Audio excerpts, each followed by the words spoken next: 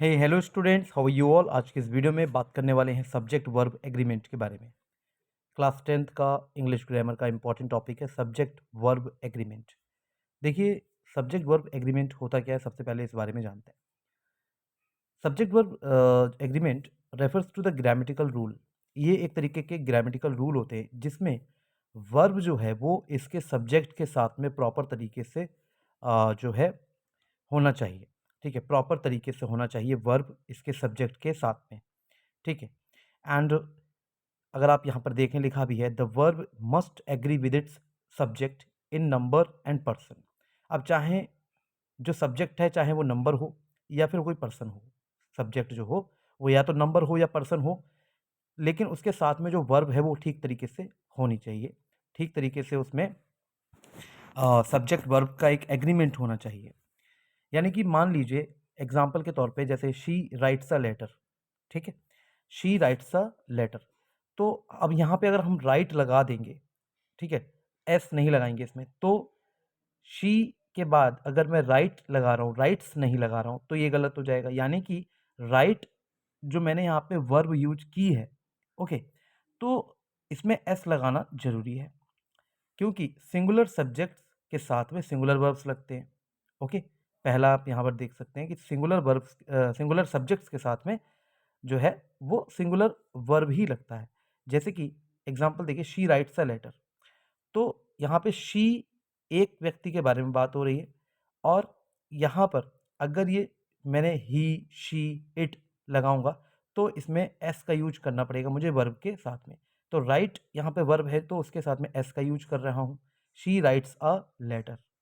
इसके बाद नेक्स्ट कुछ इसमें जो एग्जांपल दिया है, the boy plays in the park. जो लड़का है वो खेलता है पार्क में, तो खेलता है इसमें प्ले नहीं होगा, प्लेज होगा।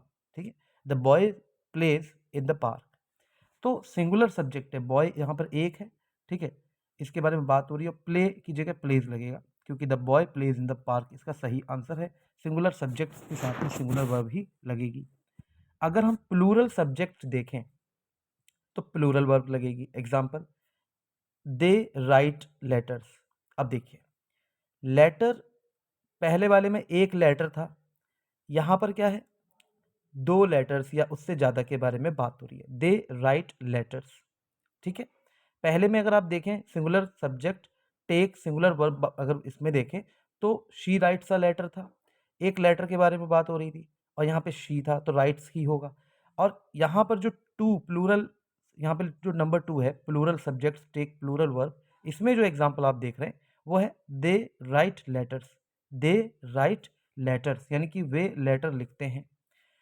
The boys play in the park. अब यहाँ पे प्लूरल सब्जेक्ट्स हैं, यानी कि दे है, ठीक है, बॉयज हैं, यहाँ ही शी नहीं है, ना ही यहाँ पे बॉय है, यहाँ पे बॉयज हैं, यहाँ पे दे है। तो दे के साथ में राइट यूज करेंगे, और साथ ही हम, क्योंकि दे राइट लेटर्स, ओके, दे राइट लेटर्स, क्योंकि यहाँ पे प्लूरल सब्जेक्ट है दे। ठीक है, यहाँ पर हम इसको ध्यान रखना पड़ेगा। इसके बाद थर्ड वाले में देखिए, two subjects joined by and.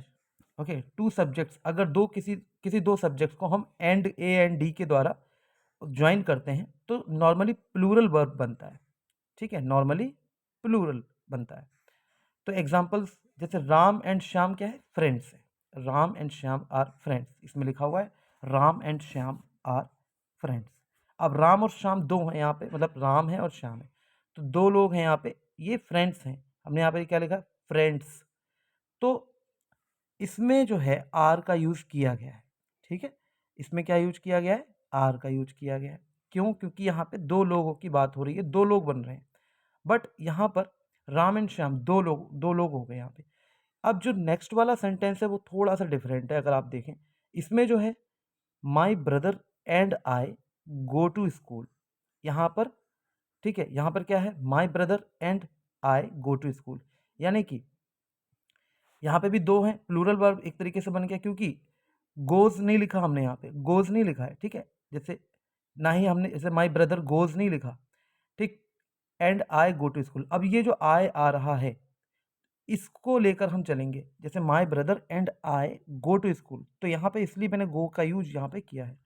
तो माई ब्रदर के बाद हमने लिखा यहाँ पे एंड, ओके। फिर हमने लिखा I go to school, my brother और मैं स्कूल जाते हैं, my brother and I go to school, तो यहाँ पे गो का यूज होगा क्योंकि यहाँ पे हम प्लूरल वर्ब की तरीके से ये काम कर रहा है, ओके। फिर आ जाता है फोर्थ वाला, देखिए, when subjects are joined by or nor, या तो ओ आर यानी कि और से ज्वाइन होता है कोई जो सब्जेक्ट है, या फिर नॉर से ज्वाइन हो रहा है अगर कोई सब्जेक्ट, तो जो वर्ब है वो उसके नियरर सब्जेक्ट के पास में जो है वो एग्री होना चाहिए। एग्जाम्पल्स देखिए, आइदर द टीचर और द स्टूडेंट्स आर रिस्पॉन्सिबल, यानी कि या तो टीचर या स्टूडेंट रिस्पॉन्सिबल होंगे या हैं, ठीक है। यहाँ पे लिखा है ना, आइदर द टीचर और द स्टूडेंट्स आर रिस्पॉन्सिबल, क्या है ये, आइदर द टीचर और द स्टूडेंट्स आर रिस्पॉन्सिबल, या तो टीचर या स्टूडेंट्स रिस्पॉन्सिबल हैं। तो यहाँ पर अगर हम देखें, मैंने लिखा है और, बीच में देखिए आप, आइदर द स्टूडेंट्स और, ओके, और ओ आर, या तो टीचर या स्टूडेंट्स। अब यहाँ पे देखिए स्टूडेंट्स लिखा है ना, स्टूडेंट्स, यहाँ पे क्या हो गया, प्लूरल हो गया, तो यहाँ पे हम आर इसलिए यूज कर रहे हैं, या तो टीचर या फिर स्टूडेंट्स रिस्पॉन्सिबल हैं, इसलिए हमने इसमें आर यूज किया क्योंकि यहाँ पर स्टूडेंट्स आ गया। अब यहाँ पर देखिए सिस्टर, लास्ट में यहाँ पे सिस्टर लिखा है, neither my parents nor my sister. अब यहाँ पर क्या, ना तो मेरे पेरेंट्स ना ही मेरी sister at home, is at home, तो ना तो मेरे पेरेंट्स और ना ही मेरी सिस्टर घर पे है। यहाँ पे हम सिस्टर के अकॉर्डिंग यहाँ पर देख रहे हैं, तो sister is at home, okay, यहाँ पे इज़ लगेगा। इसके बाद बात करते हैं फिफ्थ वाला जो हमारा इनडेफिनेट प्रोनाउंस है। इनडेफिनेट प्रोनाउंस जैसे कि each, everyone, somebody etcetera take singular verbs. इसमें क्या होता है कि जो इनडेफिनेट प्रोनाउंस हैं, यानी कि ईच, एवरी वन, समबडी, इस तरीके के जो प्रोनाउंस होते हैं वो उसमें भी सिंगुलर वर्ब्स लगता है। जैसे each of the students has a clock, each हमें यहाँ पे ईच से लेना है, स्टूडेंट्स में से हर एक, ठीक है, हर एक, स्टूडेंट्स में से हर एक लिखा है यहाँ पे, ईच ऑफ द स्टूडेंट्स, तो यहाँ पे हम क्या यूज करेंगे, ईच को ध्यान में रखते हुए यहाँ पे हैज़ और हैव वगैरह यूज करेंगे, सिर्फ हैज़ यहाँ पर यूज करेंगे क्योंकि ईच है। नीचे देखिए एवरीवन इज इन्वाइटेड, हर एक इन्वाइटेड है, इस तरीके से, ओके। तो हमें यहाँ पर धीरे धीरे चीज़ें समझ में आ रही हैं। इसके बाद कलेक्टिव नाउंस, कलेक्टिव नाउंस मतलब एक तरीके से ग्रुप या टीम, कलेक्ट है पूरा, ठीक है, कलेक्टेड वे में। तो collective nouns can take singular और plural verbs depending on usage, use के ऊपर डिपेंड करता है। यहाँ पर क्या हो सकता है, कलेक्टिव नाउंस में या तो सिंगुलर यूज कर सकते हो वर्ब को या फिर प्लूरल वर्ब भी यूज कर सकते हो depending on the usage. Examples, जैसे एग्जाम्पल देखो, एग्जाम्पल देखिए,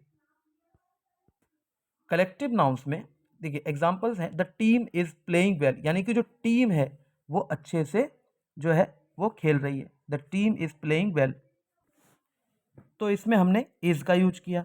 the team is playing well यानी कि टीम सही से खेल रही है, यहाँ पे एक हम वन यूनिट के तौर पे इसको देख रहे हैं, इसलिए हमने इज का यूज किया है। इसके बाद जो है the team are arguing among themselves, यहाँ पे हम टीम को एक इंडिविजुअल के तौर पे देख रहे हैं, तो वो यहाँ पर क्या है, the team are arguing among themselves, यानी कि जो टीम है वो अपने आप में ही क्या कर रही हैं, आर्ग्यू कर रही हैं, ठीक है। तो इस तरीके से हम आर लगा रहे हैं। दो तीन आप इसके एग्जाम्पल्स और समझिएगा तो आपको ईजिली समझ में आ जाएगा। इसके बाद हम बात करते हैं टाइटल्स, नेम्स और सिंगुलर क्वांटिटीज़ के साथ में सिंगुलर वर्ब का यूज होता है।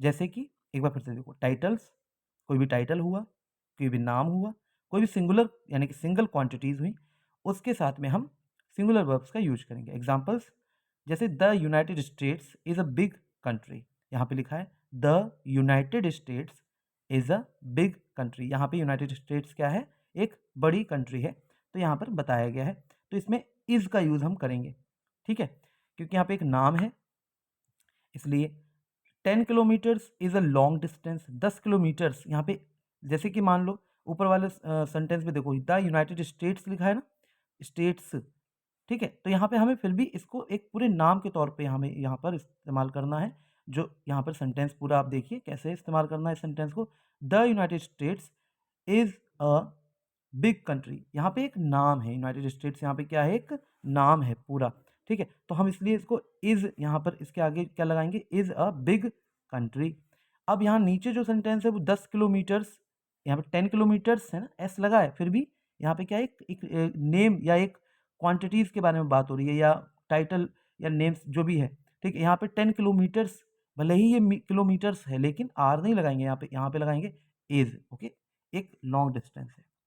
इसके बाद बात करते हैं देयर इज या देयर आर। अगर हम इस तरीके के सेंटेंसेस बना रहे हैं जिसमें देयर इज देयर आर है, तो उसमें जो वर्ब है वो रियल सब्जेक्ट के साथ में एग्री होगा। जैसे कि there is a book on the table, there is a book, अगर बुक है तो एक ही बुक है, अगर तो इज लगेगा, पता ही है आपको। ओके, ठीक है, there is a book on the table.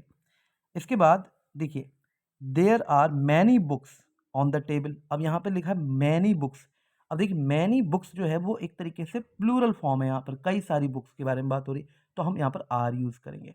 ठीक है, यानी कि यहाँ देयर के साथ मैंने आर यूज़ किया, यानी कि सही जो सब्जेक्ट है वो उसको सही वर्ब के साथ में हमें यूज करना है। ओके, इसी को कहते हैं सब्जेक्ट वर्ब एग्रीमेंट। ओके, तो देयर यहाँ पे सब्जेक्ट है। ओके, आर यहाँ पे हम लगाएंगे many books on the table. अब देखिए कंक्लूजन क्या है, मास्टरिंग सब्जेक्ट वर्ब एग्रीमेंट। अब सब्जेक्ट वर्ब एग्रीमेंट को समझना बहुत इसेंशियल है। इसमें प्रॉपर इंग्लिश ग्रामर जो है, अगर आपको सब्जेक्ट वर्ब एग्रीमेंट को आप अगर मास्टर करते हैं, यानी कि अच्छे से समझते हैं, ठीक है, तो ये आपको आपकी प्रॉपर इंग्लिश ग्रामर के लिए बहुत इंपॉर्टेंट है। तो ये जो रूल्स मैंने आपको अभी बताए हैं और जो एक्सरसाइज यहाँ पर मैंने आपको दिखाए हैं एग्जांपल्स के तौर पे, वो आप अच्छे से इनको एक बार देखिएगा। एंड वीडियो को जो है शेयर करिएगा। अगर आपको लगता है कुछ नॉलेजेबल आपको मिला है तो please do subscribe the channel and please support us, और हमारे चैनल को ग्रो करने में प्लीज़ हेल्प करें। Thank you so much for watching this video.